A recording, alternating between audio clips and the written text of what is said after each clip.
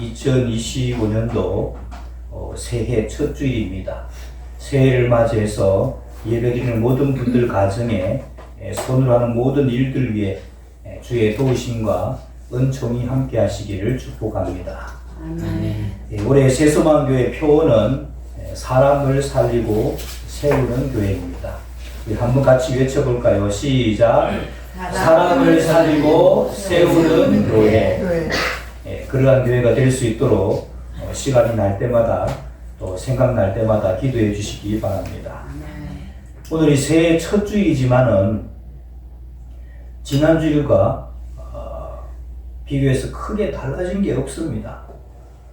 매주 맞이하는 주일과 별반 다른 게 없지만은 우리는 같은 의미를 부여하지 않습니다. 지난 주일은 2024년의 마지막 주일이고 오늘은 2025년 주일의 첫 주일로 이렇게 얘기를 드리죠. 똑같이 반복되는 주일이지만 다른 의미를 부여하기에 이렇게 현수막도 붙이고 여러 주와 색다르게 예배를 드리고 있습니다. 반복되는 주일 같지만 다른 의미를 부여하는 이유는 우리에게 주어진 시간들을 아름답게 채워나가려는 노력으로 이해해야 됩니다. 여러분, 식물들 중에 대체적으로 곱게 자라는 식물이 뭐가 있을까요? 저는 대나무를 드릴 수 있을 것 같아요.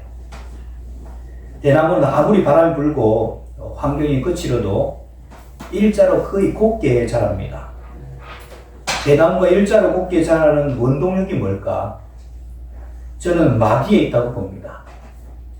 중간중간에 마디가 있기 때문에 쉽게 부러지지 않고 곱게 잘 자라날 수가 있는 것이죠. 저는 우리에게 주어진 시간에 날짜를 매기며 의미를 부여하는 것이 바로 마디를 만드는 것이라고 생각합니다. 지난주까지 2024년도가 마무리되면서 한 마디를 만들었죠. 이제는 새로운 한 마디가 시작된 것입니다. 올 한 해도 주어진 우리에게 있는 날들을 잘 그리고 열심히 달려나갈 수 있기를 바랍니다. 모든 생명 있는 생명체들은 반드시 이 두 가지를 하게 되어 있습니다. 성장과 생식입니다. 성장은 쉽게 말하면 자라는 것을 말합니다. 그리고 생식은 개체수를 늘리는 것인데 우리가 쉽게 이해하는 방식으로 표현을 하자면 새끼를 낳는다는 것을 의미합니다. 이 땅에 있는 모든 생명체는 이 두 가지를 하면서 생명이 연장되어 가고 있습니다. 이것을 제대로 하지 못하면 이 생명체는 도태되거나 이 땅에서 사라지게 됩니다. 예를 들면 씨앗이 땅에 떨어져서 이제 그 생명이 죽지 않으면 그 생명력을 유지하면 반드시 자라게 되어 있습니다. 자라지 않는다면 즉 성장하지 않는다면 죽었거나 병들었거나 둘 중에 하나겠죠. 그리고 어느 정도 자라면 생식을 하게 됩니다.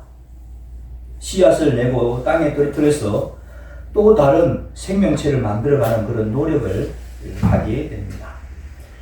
이것은 식물의 경우고 좀 더 고등동물들은 짝짓기를 통해서 새로운 생명체를 만들면서 이세를 만들고 개체수를 늘려갑니다. 이것은 살아있다면 모든 생명체가 하는 일입니다. 어쩌면은 우리 유전자 속에 본능 속에서 시키는 일을 하고 있다고 보면 되겠습니다. 우리 교회도 유기체 즉 살아있는 몸이라고들 말을 합니다. 예수님을 머리로 하고 우리 각자가 세포가 되어서 구성하고 있는 하나의 큰 살아있는 유기체라고 하는 것이죠. 이 교회도 제대로 생명력을 유지하기 위해서는 다른 생명체처럼 이 두 가지를 해야 합니다. 즉 성장과 생식입니다. 우리가 사용하는 표현의 용어를 빌리자면은 살리는 일과 또 세우는 일입니다. 살리는 일이 생식이고 또 세우는 일이 성장이 되겠죠. 교회는 예수님을 구주로 믿는 사람들의 모임입니다. 우리가 흔히 말할 때 건물을 보고 새소망교회, 성남교회, 뭐 선한 목자교회 이렇게 하지만은 그것은 교회당, 예배당의 준말이고 교회는 건물이 아니라 사람들의 모임, 즉 공동체입니다. 교회의 구성 요소가 사람이요, 사람들의 모임이 교회라면은 사람을 살리고 세우는 일을 하는 것이 바로 살아있는 교회가 교회로서 해야 될 당연한 일인 것입니다. 이것을 하지 못하면 죽었든지 병들었다고 보면 될 것입니다. 제가 우리가 사용하고 있는 이 표를 이제 정한 것은 기도하면서 우리 교회가 이런 교회가 되면 좋겠다 생각해서 정한 것입니다. 우리 새소망교회가 사람을 살리고 세우는 교회가 되기 위해서 기도해 주시기 바랍니다. 오늘 우리가 읽은 본문으로 한번 돌아가 보겠습니다. 오늘 우리가 읽은 말씀은 예수님의 지상 대명령이라고 불리는 말씀입니다. 영어로는 The Great Commission. 여러분 주보사에 간지 보면 그 내용들이 나오죠.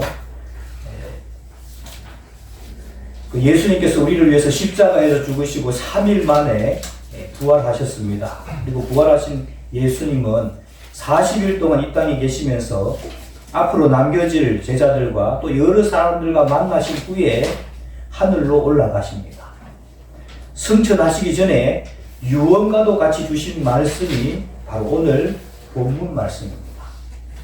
유언처럼 맨 마지막에 남긴 말씀이어서 중요한 말씀이고 또 그 말씀이 담고 있는 의미가 크기 때문에 지상명령이라고 그렇게 불리는 것이죠. 본문을 보시기 바랍니다. 예수께서 나와 말씀하여 이르시되 하늘과 땅의 모든 권세를 내게 주셨으니, 여기 네 개가 누구죠? 네 개. 예수님을 말합니다. 예수님이 하늘과 땅의 모든 권세를 다 가지신 것 여러분 믿습니까? 그게 믿어질 때 두려움 없이 세계 열방으로 갈 수가 있는 것입니다. 여기 권세라는 말이 나와서 우리가 오해하는 부분을 좀 해소하고 가겠습니다. 말씀 한 군데 볼게요. 여러분 요한계시록 1장 17절 18절 말씀, 주보사에 간지 있습니다. 요한계시록 1장 17, 18절 말씀, 제가 17절을 보고 여러분들이 18절을 보시기 바랍니다. 내가 볼 때에 그의 발 앞에 엎드러져 죽은 자 같이 되매 그가 오른손을 내게 얹고 이르시되 두려워하지 말라. 나는 처음이요 마지막이니 곧 살아있는 자가 내가 전에 죽었으나 볼지어다 이제 스스로 살아있어 사망과 죄의 자를 살렸노니. 요한계시록에 나타나는 예수님은 초림 이후에 이 땅에 살았던 초라한 모습이 아니라 정말 위험찬 모습이었습니다. 산전수전 다 겪은, 요한계시록 기록했을 때 요한의 나이가 산전수전 다 겪은 90세가 넘는 나이였습니다. 그러니까 우리 지금 장로님 나이 정도 되신 그런 요한인데, 이 요한이 예수님의 위험찬 모습을 보고 그 압도돼가지고 거의 막 까무러쳐져서 죽은 것처럼 엎드려져 있었는데 예수님께서 오른손을 이렇게 내밀면서 두려워하지 말라라고 하신 것이죠. 그러면서 아주 중요한 말씀을 하십니다. 나는 처음이요 마지막이니 곧 살아있는 자라. 내가 전에 죽었으므라. 전에 예수님께서 십자가에서 죽으셨죠. 하지만 이제는 세세토록 살아있어서 사망과 음부의 열쇠를 가졌다고 말씀합니다. 이게 중요합니다. 사망과 음부의 열쇠를 가지셨다. 우리가 예수님에 대해서 오해하는 부분이 있는데 천국의 열쇠 정도는 예수님이 가지고 있다고 생각을 합니다. 그래서 마태복음 16장에 주는 그리스도시요 살아계신 하나님의 아들이십니다. 베드로가 이렇게 고백을 했더니 근데 네가 참 복되다. 그걸 알게 한 것은 혈육이 아니고 하나님의 영이다 그렇게 했는데 그러면서 이제 약속을 뭔가 하면 내가 천국의 열쇠를 주겠다 그렇게 말씀하셨습니다. 그렇게 하셨은 거 보면 우리가 천국의 열쇠는 예수님이 가졌다고 인정을 합니다. 하지만 지옥의 열쇠는 연단대왕이나 또는 그리스 신화에 나오는 하데스가 가졌다고 생각을 합니다. 아니면 악마가 가졌든지. 여러분 문화라든지 TV라든지 이런 것들을 통해서 많이 보니까 그 지옥의 열쇠는 연단대왕이나 악마가 가졌다고 생각을 합니다. 아닙니다. 성경 말씀은 하늘과 땅의 모든 것에뿐만 아니라 사망과 음부의 열쇠도 누가 쥐고 있어요? 예수님께서 쥐고 있다는 겁니다. 사망과 음부의 열쇠도 예수님께서 쥐고 있다는 것입니다. 그러니까 여러분, 죽는 것도 예수님의 제가가 떨어져야 죽을 수 있다는 겁니다. 그러니 두려워하지 말라는 것이죠. 그런 예수님, 하늘과 땅의 모든 것에뿐만 아니라 지옥의 열쇠까지도, 음부의 열쇠까지도, 사망과 음부의 열쇠까지도 쥐고 계신 그 예수님께서 책임져 줄 테니까, 그러므로 너는 염려하지 말고 가라는 겁니다. 아멘. 그래서 너희는 가서 모든 민족으로 제자를 삼아, 여기도 제자로 삼는다고 하니까 우리가 스승과 제자 이렇게 생각을 해서 거창하게 생각할 수 있는데 그렇게 거창한 게 아닙니다. 내가 믿고 섬기는 예수님을 다른 사람들도 나처럼 믿을 수 있도록 돕는 것이 바로 제자 삼는 것입니다. 내가 믿어보니 좋더라. 너도 나처럼 믿어보라고 권해서 그 사람도 믿게 하고 그 사람을 통해서 다른 사람까지도 믿도록 영향력을 발휘하게 하는 것이 제자 삼는 것입니다. 그리고 아버지와 아들과 성령의 이름으로 세례를 베풀고, 세례를 베푼다는 것은 이제 예수님을 믿기로 결심했을 때 베푸는 행위입니다. 세상을 의지하고 바라보는 삶에서 이제는 돌이켜 예수님을 바라보며 새로운 삶을 살겠다는 결단이기도 합니다. 우리 표어대로 하자면 살아난 사람들에게 베푸는 표시이기도 합니다. 우리 교회에서도 지난 6년간, 지금 만 6년이 지금 지났는데요. 지난 6년간 2번의 세례식과 3번의 입교식이 있었습니다. 세례는 일평생 한 번 받는 것입니다. 내가 이제부터는 예수님을 믿습니다. 예수님께서 나의 과거와 현재와 미래의 모든 죄를 다 용서해 주셨으니 이제는 예수님이 원하시는 삶을 살겠습니다. 라는 결단입니다. 우리 교회 규모가 작아도 세례 받는 사람이 한 사람이라도 나온다면 저는 교회로서의 의미가 있다고 봅니다. 천하보다 귀한 한 사람의 영혼을 살리는 교회가 되었기 때문입니다. 그리고 예수님이 언제 다시 재림하실까?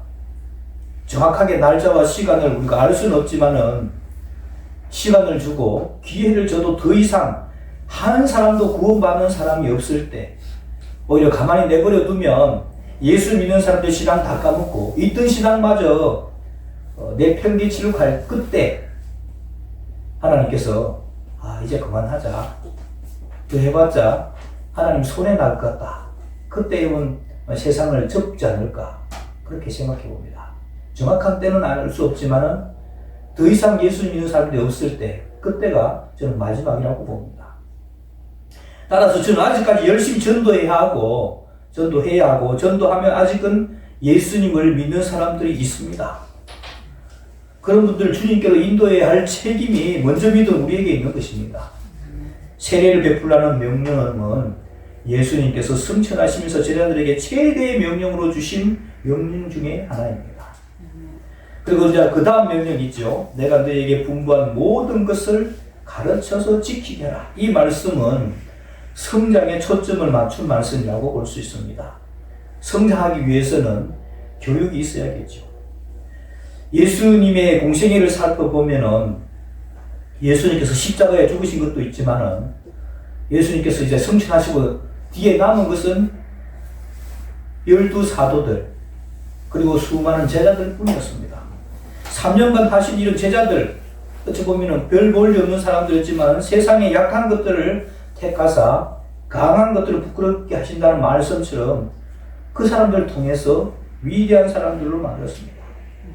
사람을 세우는 일이 바로 예수님의 사역 중 가장 큰 일이었습니다. 제가 자주 말씀드리는 게 있는데 돼지를 키우는 일을 두 글자로 뭐라 그래요? 양돈. 벌을 키우는 것을 양봉. 닭을 키우는 것을 양계. 사람을 키우는 것을 양성. 양육이라고 그렇게 보통 많이 하죠. 양육이라고 그렇게 하는데 저는 그것을 목회라고 부르고 싶습니다. 목회란 사람을 세우는 것입니다. 예수님께서 3년간 하신 일은 제자들에게 자기의 일거수일투족을 다 보여주시면서 사람들을 세워나가셨습니다. 예수님은 제자로 택한 사람들을 세우시기 위해서 공생의 3년을 다 보내셨습니다. 12사도만 예수님의 제자가 아니라 우리 모두가 다 예수님의 제자입니다. 오늘날에도 여전히 하나님은 사람을 세우시길 원하십니다. 아멘. 교회 행사를 해도 사람을 남기는 행사여야 하고 사람을 세우는 행사이기를 바랍니다. 여러분, 예수님의 제자 또 사도들 중에 대부분의 사람들이 뭘 하는 사람들이었습니까? 대부분의 사람들이 어부였습니다. 갈릴리 그 호숫가에서 고기를 잡는 어찌 보면 그야말로 별 볼일 없는 사람들이었습니다. 하지만 예수님은 그 별 볼일 없는 사람들을 세우셔서 하나님을 일을 하는 위대한 사도로 세우셨습니다. 그 당시 똑똑하고 잘난 사람들 많이 있었습니다. 하지만 그 똑똑한 사람들 다 마다하고 예수님은 평범한 그들을 제자로 세워주셨습니다. 그리고 3년간 훈련시킨 뒤에 세상을 변화시키는 일꾼으로 만들었습니다. 이제는 그들에게 명령하셔서 또 다른 제자들을 세울 것을 주문하고 있습니다. 그런 후에 약속을 주시죠. 볼지어다 내가 세상 끝날까지 너희와 항상 함께 있으리라. 전도하면서 사람을 살리고 또 그들을 교육하면서 사람을 세우는 사람들과 우리 주님은 세상 끝날까지 함께 하실 것이라고 약속하고 계십니다. 우리의 모습을 돌아봅시다. 우리도 그렇고 그런 사람도 아닙니까? 특별히 잘난 데가 없는 보통 사람들입니다. 그러나 주님의 손에서 주님과 함께 살면서 12제자가 주님을 위해서 큰 일을 감당한 것처럼 우리 역시 하나님 나라에 합당한 일꾼들이 될 것을 믿습니다. 부족하고 연약하지만 서로 도우면서 하나님의 일꾼으로 세워주는 그런 새소망교회가 되기를 바랍니다. 우리 올해 새소망교회 표를 작년에 이어서 사람을 살리고 세우는 교회로 정했습니다. 이것은 우리 새소망교회가 초창기 2년간 사용했던 표입니다. 그 표가 또 좋아서 2024년과 또 올해도 다시 이 표로 정했습니다. 사람을 살리는 사명이 바로 전도입니다. 요즘은 전도가 힘들다고 합니다. 사실 힘듭니다. 새소망교회를 개척한 지 6년이 지났는데 한 명이라도 전도하는 것이 참 어렵습니다.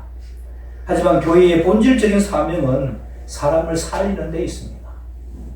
죄와 사망에 빠져 있는 사람을 구원해내는 데 있는 것이죠.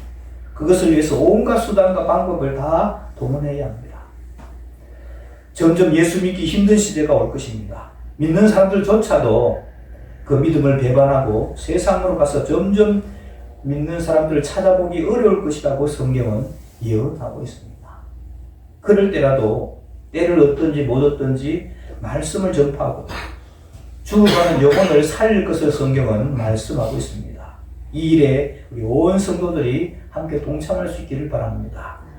그리고 살린 사람들을 그대로 두는 것이 아니라 예수님이 하신 것처럼 또 다른 사람들을 살리내는 사람으로 세워나가는 것입니다. 제자를 길러내었습니다. 우리 새소망교회에서는 사람을 세워나가는 여러 방법들을 사용할 것입니다. 여기에도 함께 동참해 주시기를 바랍니다. 우리가 여러분 매주 기도하는 우리 새소망 가족이 드리는 기도문에 보면 어제보다 오늘보다 내일이 더 낫게 하시고 매일매일 믿음의 진보가 있게 하소서 라는 기도 제목이 있습니다. 예수 믿은 이후에 매일매일 좀 더 나은 모습으로 변화되어져야 합니다.